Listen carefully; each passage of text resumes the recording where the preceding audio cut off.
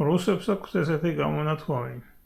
მდიდარ ადამიანზე ეთქვენ უნივა ძენეგ კური ნიკოლოიოთ, ანუ სიტყვით რომ სარგუნოთ,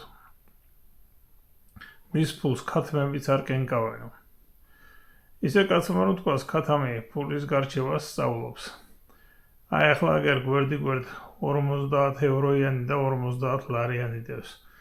მე ახლა წიწილას დავსვამ, რომელიც 50 ლარიანს არც კი დაკენკავს.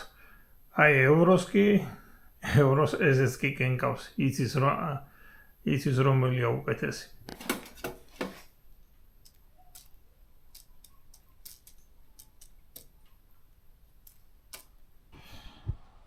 თულად ანგარიშის რა მოგახსენოთ, მაგრამ რომელი ფული უნდა ამჯობინონ, როგორც ხედავთ, ამისი სწავლება ქათმებისთვისაც კი შესაძლებელია.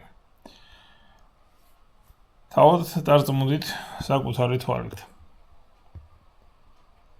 ნახვამდის, კარგად ბრძანდებოდეთ.